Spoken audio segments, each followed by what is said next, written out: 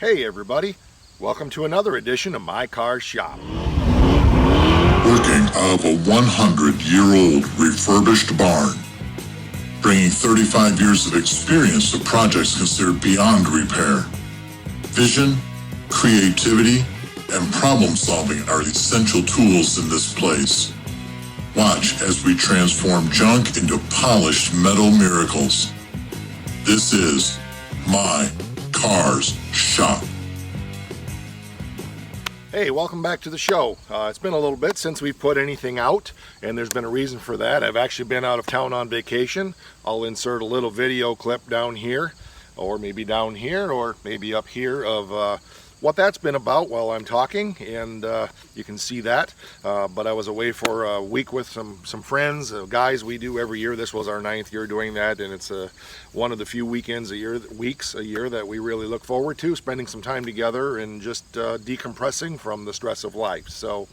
But I thought what I would do to kind of get back into the groove of things is just go through today and look at some of the projects we have going and just give you a little updates of what next. So let's start here with the 70 Challenger first. Where are we at with that? Okay, so here with the 70 Challenger, where are we at? I've actually been trying to find another door.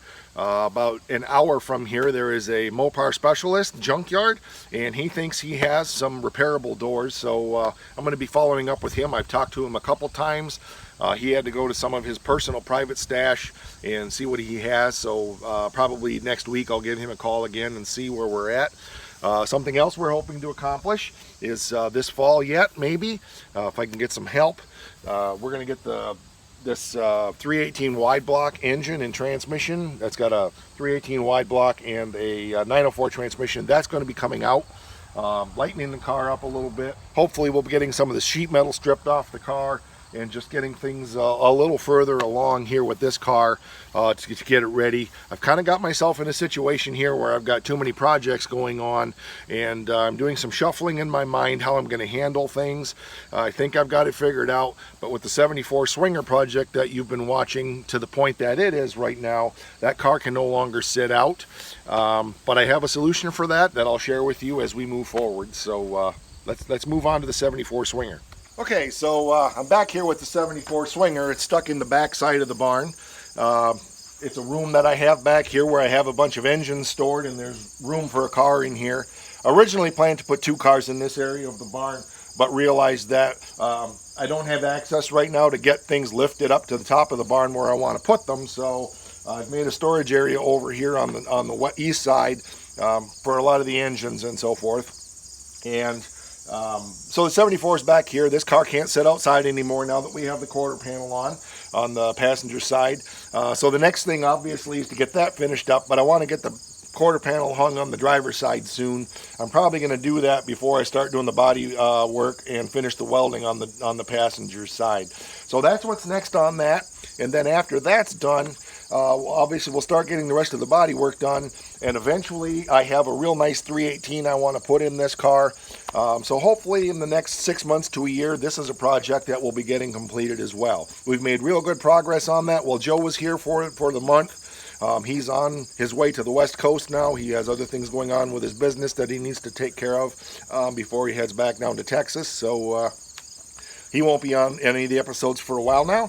But we'll move forward, and I have some other guests that I think you're really going to enjoy meeting and watching us work together. So, okay, so here I am with the 88 Dodge truck, and I don't think you've seen the 90 that's right in front of it.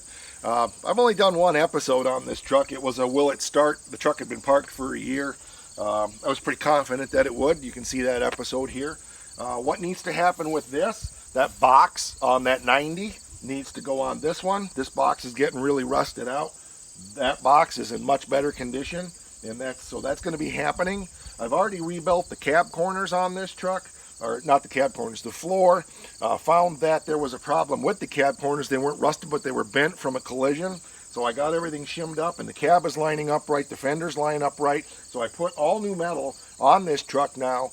As far as that goes, I just need to get this box replaced, and then this truck can be finished up and put back on the road. Probably not going to do that this winter. I'm I'm also probably going to take it to a buddy of mine and just get him to put the brake lines on it for me that need to be done, so that if I need to use this truck even in this shape, I can. As I said in the last episode, pardon the topper. That topper does not belong on that truck. I know that it looks hideous, but I have parts stored in there. And that topper is actually off my 2002 Dodge four-wheel drive club cab that I have, or crew cab that I have. And that's my plow truck. And I don't like the topper on it for plowing snow because it's hard to see. So kill two birds with one stone. It's a place to store the topper, and I have parts stored inside. So for those that didn't see that, yes, I know it looks stupid. There's a method to that why it's on there, and it's because I have some good parts stored in the back of this truck right now to keep those protected from the weather. So the 90 up there, as I said, that truck is going to be stripped. It's got a good 318 in it. It's got a good 727 transmission in it, and I want the box off of it. There's some interior things that will go in this truck that will make this truck a little nicer. So I picked that truck up. It was totaled, but I picked that truck up a few years back with the intention of using the parts on this truck here. Here's another one that we're going to be working on you haven't seen yet. This is my 2004 Cadillac CTS. It's got the 3.6 dual overhead cam high output engine in it. Very fast rear wheel drive car.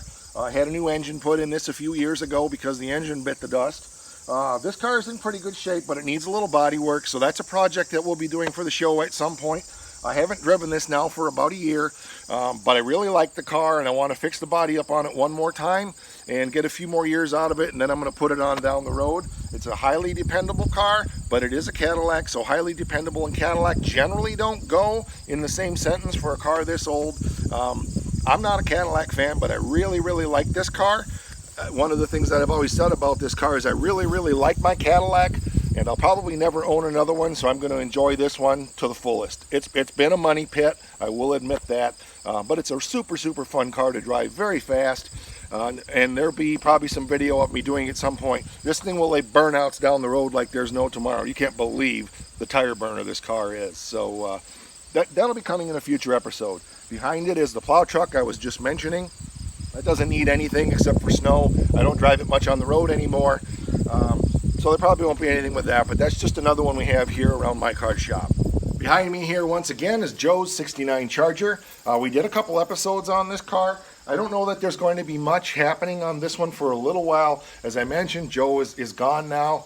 I'm not sure when he'll be back home again, but there will be more happening on this car. One of the things we had hoped to do was a project overview of this car, and I think we can still do that if I do the camera work and he does some video work explaining things and so forth. It may take us a while to put this episode together, but I think it's something we can still do even though we're going to be across the country from each other. So I would say sometime in the next while, 3-6 months maybe, we'll be doing another episode on this entire project for what this car was, when he got it, and what is done to it. There's a lot of video documentation. There's also a build on this car on Dodge Charger Forum that's well worth the time. So if I think of it, I'll put that link here in the video and you can look at that.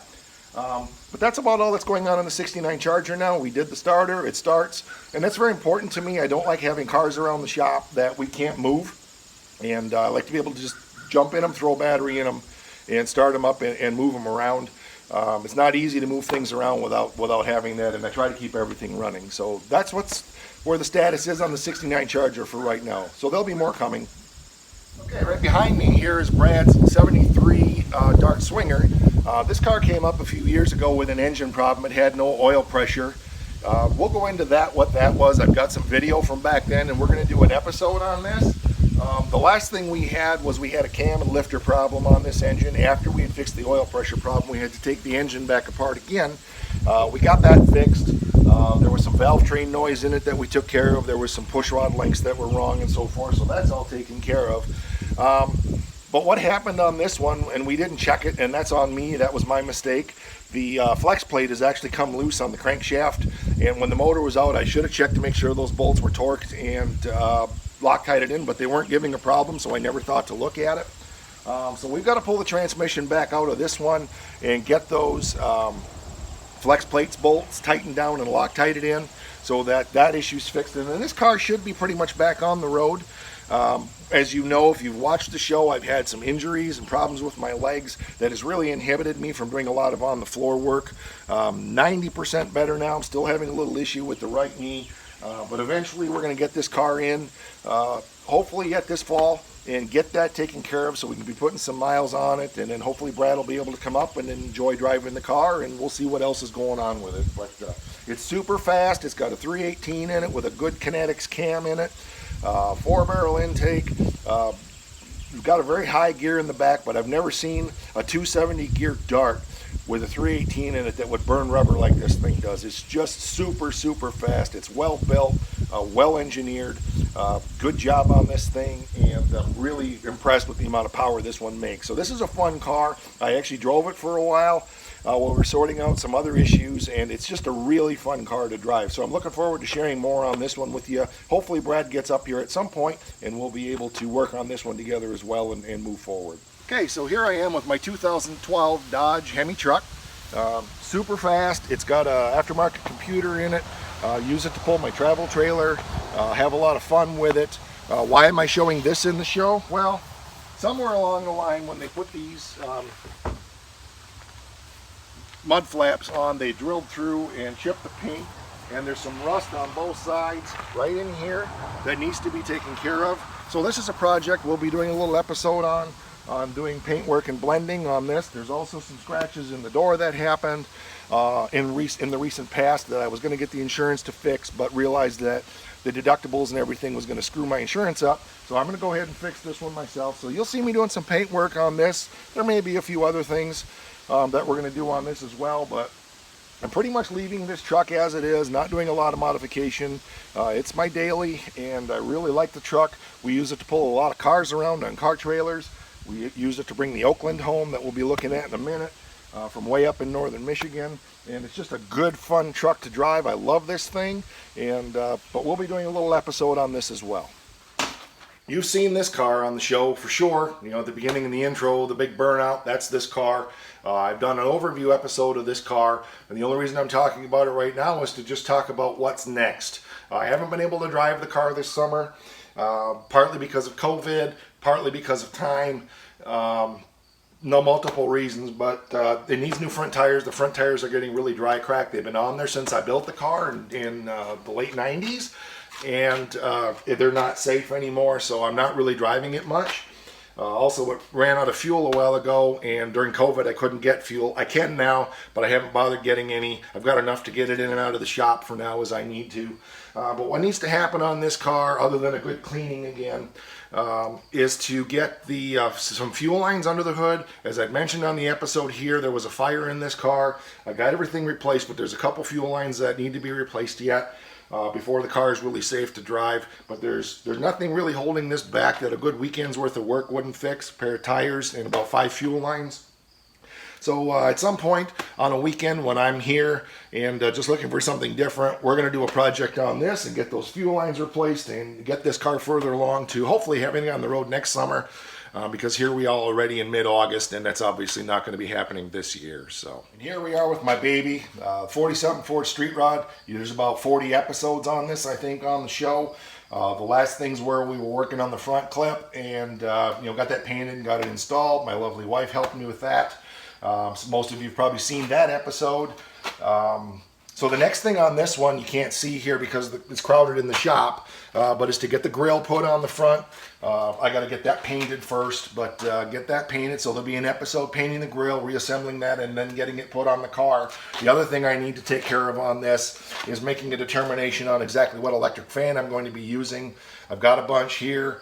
Right now these are pull fans that I have, and if you use them as a push fan, which you need because it's in front of the radiator, it's extremely noisy. If you remember the episode where I was driving it up and down the road, the fan was just roaring. That was because I was using a pull fan as a push fan, and they're not designed to be quiet that way. So I need to decide what I'm going to do, check the other fans that I have, or maybe just purchase one to put on the car. I really need to do that before I put the grill on here. Because it's really hard to get at once the grill is on there. So I'll be making a determination on that. But overall, everything's really good on this car. It's starting great. I still need to put a starter on it as well, so that'll be coming. But I'm really going to focus on trying to get the the grill painted and put on here in the next month or two, and that'll be what's happening on the 47 Ford next. So as you've watched the show over the last 4 or 5 months, you've seen a lot of progress on this car. We have to get the hood down from upstairs soon, and that'll be happening as well. So we'll get started on the hood. That's not touched yet. So for those that haven't seen the 47 grill, quite a while ago, months ago, I think I maybe had it on an episode, but I assembled it, put it together so I can get an overview of where it's at. It's in primer. It needs to be primed and blocked again. I think it's pretty well ready to paint. There's a couple little spots like right here where it's got a couple little chips in it that need to be taken care of. But for the most part, that's ready to go. And then right down here is the front bumper, bumperette, and that's going to need a lot more work. That's still in the polyester primer. So that needs to go on the car at the same time as the grill. So those two pieces need to be done. Also up here is the radiator shroud. So that goes in at the same time. There is the hood latch assembly that needs to go in, so that needs to be done as well. So those 4 pieces will probably be a couple of episodes as I'm working on getting those ready to go on the 47 Ford. I'm excited to get that front end on there and get that put back together again. And of course, right behind me here is the 26 Oakland project. This is a family project. My great-grandfather bought this car brand new in 1926. It's been here for just about a year. It'll be a year, I think, in October. The engine is torn down. I have the camshaft over there. I've talked to the machine shop about getting the cam polished. I've got the threads just about fixed on the cam. There was some marking on the threads from over the years of kicking around for the new cam that we purchased. So I've got that in pretty good shape. I just need to run a dye over the threads and finish that up. Take the cam up and get it polished. I also need to take the generator up to an electrical shop and get that gone through and make sure everything's good because it runs on the timing chain. My dad and I have been in discussion about when he's going to be able to come back out and we'll be able to work on this again. There's going to be some traction happening on this, I would think, soon. So that's one thing I'm looking forward to, is moving forward on this project.